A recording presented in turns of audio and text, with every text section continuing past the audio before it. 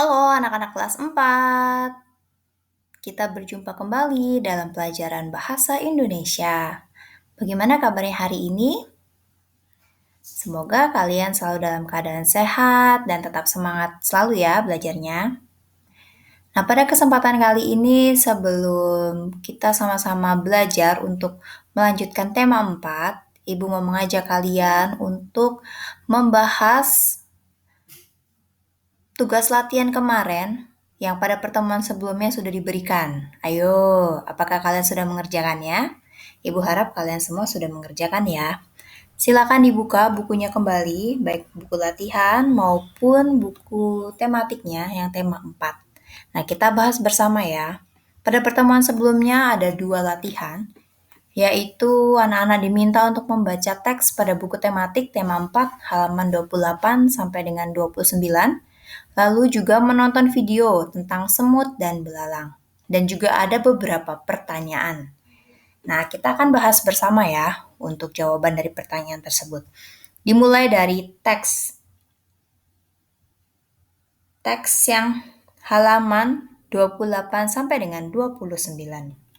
Nah, untuk yang soal yang pertama, tokoh pada cerita tersebut adalah Ida. Nah, Ida itu adalah sebagai tokoh utama dan tokoh pembantunya yaitu ada Ibu Tati sebagai gurunya, terus ada Gugut dan juga teman-teman sekelas Ida. Lalu untuk pertanyaan yang kedua,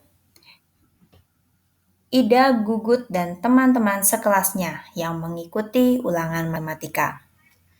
Dan nomor yang ketiga, pada saat ulangan, Gugut menendang kursi Ida dari belakang untuk meminta jawaban ulangan matematika milik Ida.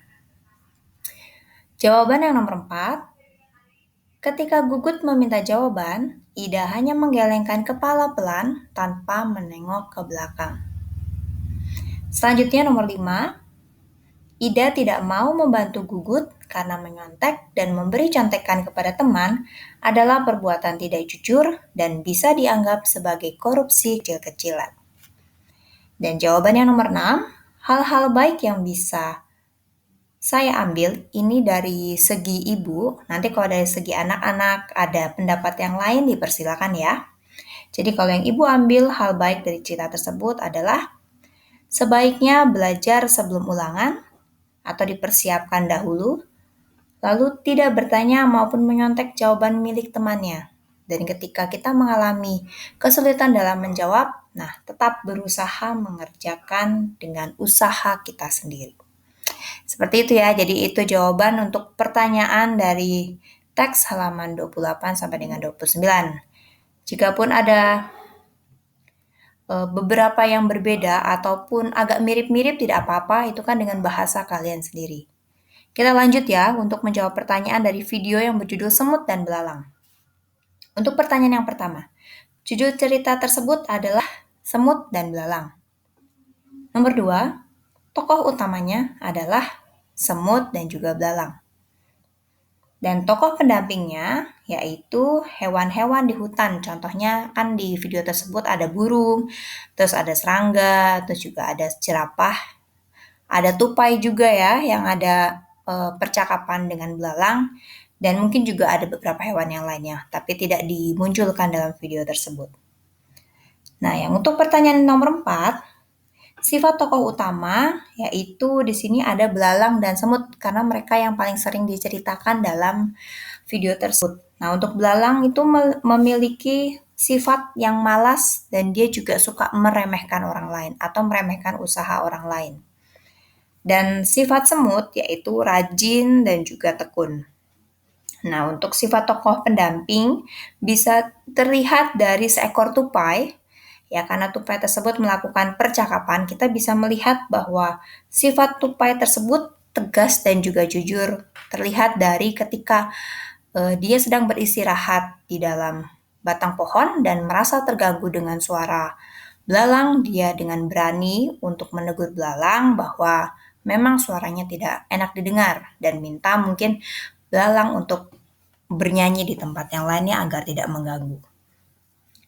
Nah, untuk jawaban yang kelima, nah ini menurut pendapat ibu ya. Nanti silakan anak-anak jika ada pendapat yang lain. Kurang lebihnya seperti ini.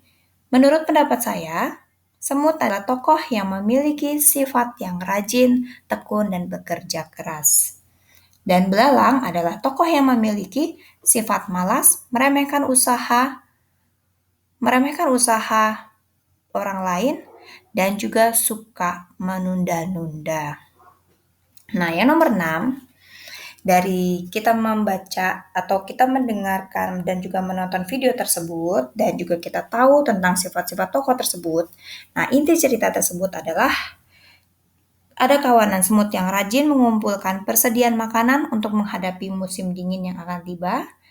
Dan ada seekor belang yang malas dan lebih memilih bersantai-santai untuk menghabiskan waktunya sehingga akibatnya ketika musim dingin datang, si belalang kelaparan karena semua tumbuhan yang menjadi makanannya tertutup salju.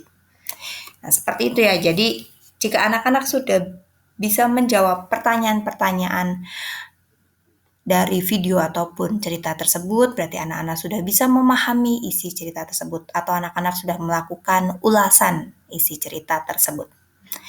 Oke, kita lanjutkan untuk pertemuan hari ini, masih melanjutkan tema yang keempat, yaitu terutama judul di awalnya tadi itu adalah tentang pesan moral cerita dalam buku sastra. Nah, untuk yang pertama, inti cerita pada buku sastra. Nah, inti cerita kita bisa diperoleh dari tokoh ceritanya. Nah, kalau menurut wataknya atau sifat dari tokoh tersebut itu bisa dibedakan menjadi 3 ya. Ada tokoh protagonis, tokoh antagonis, dan tokoh tritagonis. Kalau protagonis itu biasanya tokoh tersebut memiliki kepribadian yang baik. Seperti contohnya tadi belalang dan semut, berarti protagonisnya adalah si semut ya, karena dia tekun, rajin. Lalu tokoh antagonisnya itu penentang tokoh utama. Nah, biasanya wataknya itu buruk atau jahat. Nah, ini bisa contohnya seperti si belalang, karena dia memiliki watak yang buruk ya, yaitu malas-malasan. Dan di sini ada tokoh tritagonis, itu biasanya peran penengah yang menjadi pendamai atau tokoh antara tokoh protagonis dan antagonis. Nah, dalam sebuah cerita juga kita dapat mengetahui peristiwa yang terjadi di situ. Jadi dari konfliknya atau masalah yang terjadi pada cerita tersebut. Nah, baru setelah itu kita bisa mengetahui inti ceritanya. Nah, selanjutnya dalam sebuah cerita kita juga bisa memperoleh pesan moral. Nah, pesan moral itu bisa berbentuk saran, nasihat, ataupun pesan, ajakan, atau anjuran bagi pembaca. Ya, dan pesan moral itu bisa diketahui dari perilaku tokoh dalam menghadapi suatu peristiwa.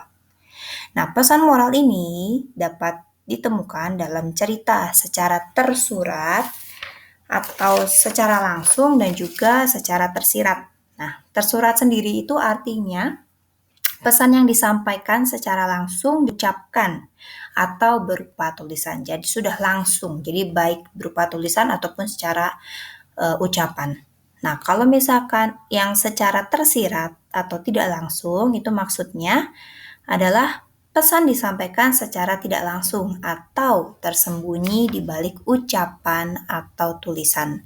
Bisa berupa kiasan atau ada sebuah kalimat tapi menjurus atau maksudnya itu ingin menyampaikan pesan seperti ini, tapi tidak secara langsung. Seperti itu ya. Dan pesan moral ini juga bisa kita peroleh dari contoh jenis ceritanya adalah cerpen, terus cerita rakyat, ini juga banyak ya, terus ada dongeng, dan juga ada jenis cerita yang lainnya. Nah, cara mengetahui pesan moral yang tersirat dalam suatu cerita, nah itu anak-anak membaca dulu ceritanya dengan cermat, pahami isinya. Lalu cari peristiwa dan kalimat yang mengandung saran, nasihat, pesan, atau anjuran itu. Nah, setelah itu baru kalian membuat kesimpulan dari peristiwa itu. Mana yang merupakan pesan moralnya. Nah, kita ambil contoh, Ibu ambil contoh yaitu dongeng Kancil dan Buaya. Ya, nah sekilas ini cuplikan ceritanya. Nah, dari cerita ini, cuplikan ini, kita bisa peroleh bahwa pesan moral yang ingin disampaikan dongeng Kancil dan Buaya ini adalah bahwa setiap orang memiliki kecerdikan atau kecerdasan atau kepintaran. Maka kemampuan tersebut sebaiknya tidak disalahgunakan agar tidak membuat orang lain merasa dirugikan. Nah, pesan moral ini bisa diambil atau terdapat pada kalimat ini, paragraf yang kedua. Merasa percaya dengan ucapan kancil, berarti kancil yang cerdik, nah buaya menyepakati. Dan ternyata di kalimat terakhir, kancil pun menyeberangi sungai dengan bantuan para buaya. Nah, di paragraf yang ketiga, nah di sini ada ini pun membuat para buaya marah karena merasa dibohongi.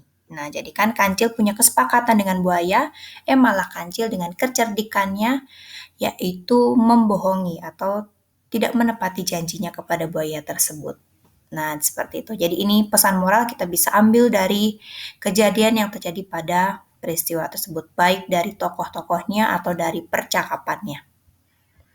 Nah, cara menyampaikan pendapat pribadi tentang pesan moral dari suatu cerita, nah kita bisa memperhatikan beberapa unsur dalam cerita. Bisa kita perhatikan temanya, tokoh, dan juga pesan moralnya. Nah, pesan moral itu merupakan pelajaran berharga dalam sebuah cerita yang dapat kita jadikan pelajaran dalam kehidupan sehari-hari. Nah, ketika kita menyampaikan pendapat, sebaiknya disampaikan dengan kalimat yang sopan dan juga tidak menyinggung orang lain ya, terutama penulisnya dan juga pembaca yang lainnya. Nah, contohnya seperti ini. Jika ada sebuah paragraf ini tentang Komang yang bersahabat dengan Devi. Nah, di sini ceritanya itu adalah tentang menyontek. Nah, makanya di sini cara menyampaikan pendapatnya adalah pendapatku tentang pesan moral dalam cerita. Nah, seperti ini ya. Jadi ada diawali kan pendapatku berarti menurut saya cerita tersebut mengandung pesan sekian-sekian. Seperti itu ya. Jadi awali dengan kata menurut saya. Nah, seperti yang contoh kancil dan buaya ini juga bisa ditambahkan dengan kata menurut saya pesan moral yang terdapat pada dongeng kancil dan buaya adalah ini. Seperti itu. Begitu cara menyampaikan pendapat pribadi tentang pesan moral dari suatu cerita. Nah, untuk latihan anak-anak di rumah, ayo anak-anak semakin menambah wawasan dan juga membaca kalian, silakan dibuka buku tematik halaman 4, halaman 100 buku tematik tema 4, halaman 142 sampai 143. Nah, silakan kalian baca dan pahami cerpen, ada 2, yaitu Pantang Menyerah di Persimpangan Jalan dan yang judulnya Mengubah Dunia Melalui Tulisan. Nah, setelah memahami isi cerpen tersebut, silakan tuliskan masing-masing pesan moral yang terdapat pada kedua cerpen tersebut. Jadi ada 2 cerpen. Nah, cerpen yang pertama pesan moralnya apa, cerpen yang kedua pesan moralnya apa. Seperti itu ya. Nah, untuk latihan ini tidak usah dikumpulkan, silakan sebagai bahan latihan kalian. Seperti itu. Jadi sekian untuk pembelajaran hari ini mengenai pesan moral dari setiap cerita. Dan selamat menambah wawasan kalian, rajin-rajinlah untuk membaca agar pengetahuan kalian semakin luas. Dan juga selamat belajar. Terima kasih, mohon maaf jika ada salah kata. Tuhan Yesus memberkati.